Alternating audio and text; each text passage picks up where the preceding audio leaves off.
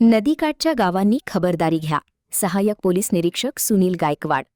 जिल्ह्यात सध्या सर्वत्र पावसाचा जोर वाढला आहे. पंचगंगा नदीचे पाणी पात्राबाहेर पडले आहे. पंचगंगेची वाटचाल इशारा पातळीकडे सुरू आहे. त्या अनुषंगाने शिरोली MIDC पोलीस स्टेशनमध्ये आज सहाय्यक पोलीस निरीक्षक सुनील गायकवाड यांनी पत्रकार परिषदेचे आयोजन केले होते.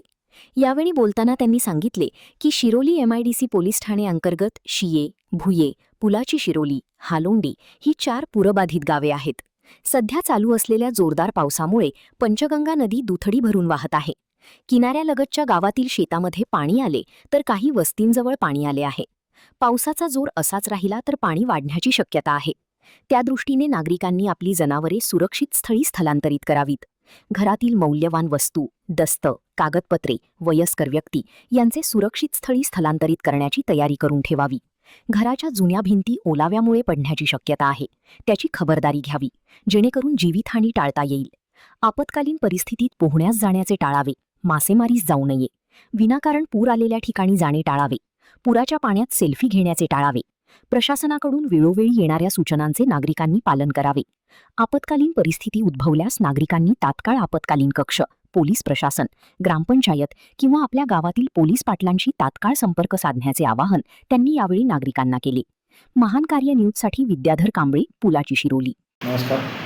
कोल्हापूर जिल्हा पोलीस प्रशासन व करवीर विभाग अंतर्गत शिरोली पोलीस ठाण्याकडनं आपल्याकडील पूरबाधित जी गावं आहेत, शिरोली, शिये, भुये, हालोंडी, सध्या अतिवृष्टीमुळे पूर परिस्थिती निर्माण आहे. पंचगंगा नदी दुथडी भरून वाहत आहे. 4ही गावातील नागरिकांना व इतर 12 गावातील नागरिकांना पूर परिस्थितीच्या अनुषंगाने व अतिवृष्टीच्या अनुषंगाने जाहीर आवाहन करण्यात येत आहे.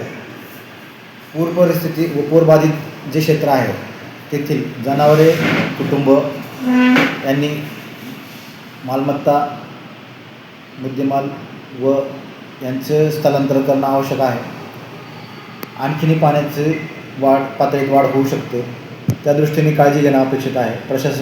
प्रशासन व जिल्हा प्रशासन आपत्ती व्यवस्थापनाच्या दृष्टीने व्यवस्था करण्यात आलेला आहे. जिल्हा प्रशासनाकडनं वेळोवेळी ज्या सूचना येत आहेत त्याचे पालन नागरिकांनी करणं आवश्यक आहे. विनाकारण पूर परिस्थिती झालेल्या असताना नदीपात्रात फोटो काढणे, सेल्फी काढणे, पोहणे, मासेमारी करता जाऊ नये, जेणेकरून जीवितास धोका होईल.